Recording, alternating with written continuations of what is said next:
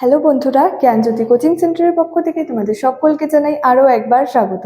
আজকে আমি তোমাদের সঙ্গে যে বিষয়টি নিয়ে আলোচনা করব সেটি হচ্ছে ত্রিপিটক সম্পর্কে, অর্থাৎ ত্রিপিটক বলতে কি বোঝায়।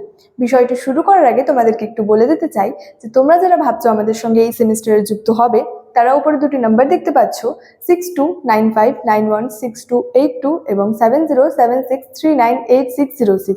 এই দুটি নাম্বার হলো আমাদের জ্ঞানজ্যোতি কোচিং সেন্টারের অফিসিয়াল হেল্পলাইন নাম্বার। তো তোমরা যারা ভাবছো আমাদের সঙ্গে যুক্ত হবে, তারা কিন্তু দেরি না করে এই দুটি নাম্বারের মধ্যে যে কোনো একটি নাম্বারে যোগাযোগ করে আমাদের সঙ্গে যুক্ত হয়ে যেতে পারো।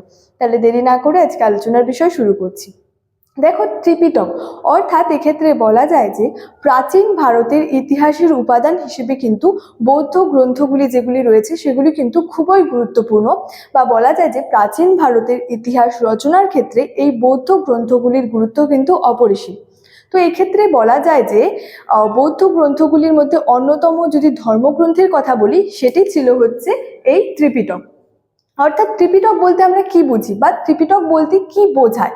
ত্রিপিটকের প্রথমেই বলা হয়েছে ত্রি অর্থাৎ তিন, অর্থাৎ তিনটি পিটকের যে সমাহার সেটাকেই আমরা বলতে বুঝি এই ত্রিপিটক সম্পর্কে।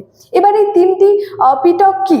দেখো, প্রথম পিটকের নাম হচ্ছে যে বিনয় পিটক, দ্বিতীয় পিটকের নাম হচ্ছে যে সুত্ত পিটক, এবং যে তৃতীয় পিটক রয়েছে সেটার নাম হচ্ছে হলো অভিধম্ম পিটক। অর্থাৎ ত্রিপিটক বলতে আমরা বুঝি যে তিনটি পিটকের যে সমাহার, সেই সমাহারটিকে আর কি বোঝায় হচ্ছে ত্রিপিটক বলতে। সেই তিনটি পিটক হচ্ছে বিনয় পিটক, সুত্ত পিটক এবং অভিধম্ম পিটক। তো এই তিনটি পিটক থেকে আমরা কি জানতে পারি বা তিনটি পিটকে কি বর্ণিত রয়েছে? দেখো, প্রথম বলা যায় যে এই বিনয় পিটকে বলা যায় যে বৌদ্ধ ধর্মের বা যে বৌদ্ধ যে ভিক্ষু বা ভিক্ষুণীদের যে পালনীয় যে নিয়মাবলী, সেগুলি হচ্ছে এই বিনয় পিটকের মধ্যে কিন্তু রয়েছে।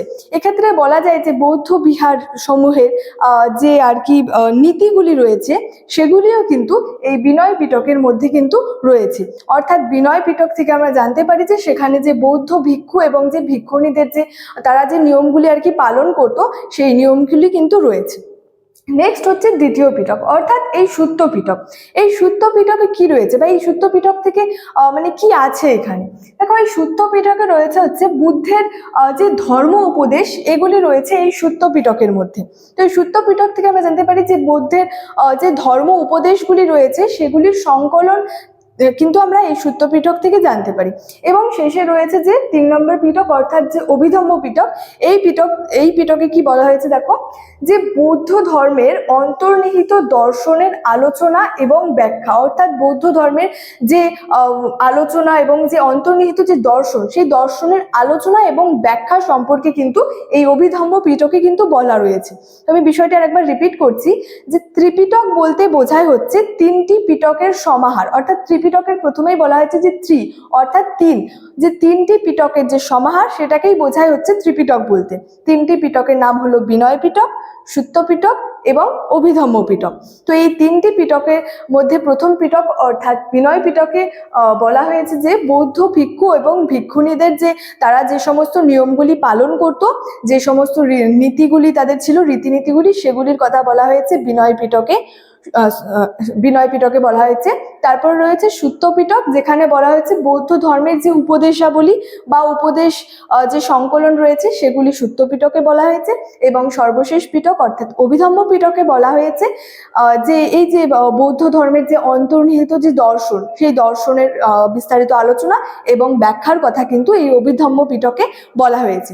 এবং পরিশেষে বলা যায় যে খ্রিস্টপূর্ব 6ষ্ঠ শতকের যে সামাজিক, সাংস্কৃতিক এবং ধর্মীয় ইতিহাস রচনার ক্ষেত্রে কিন্তু এই ত্রিপিটকের যে গুরুত্ব সেটা কিন্তু অপরিসীম। তো এই ছিল আজকে আমার ত্রিপিটক সম্পর্কে আলোচনার বিষয়। ভিডিওটি ভালো লাগলে অবশ্যই লাইক, কমেন্ট এবং বন্ধুদের সঙ্গে শেয়ার করতে কিন্তু একদমই ভুলবে না। দেখা হচ্ছে তোমাদের সঙ্গে পরবর্তী ক্লাসে একটি নতুন টপিক নিয়ে। ততক্ষণের জন্য ভালো থেকো, সুস্থ থেকো। Thank you so much. Thanks for watching.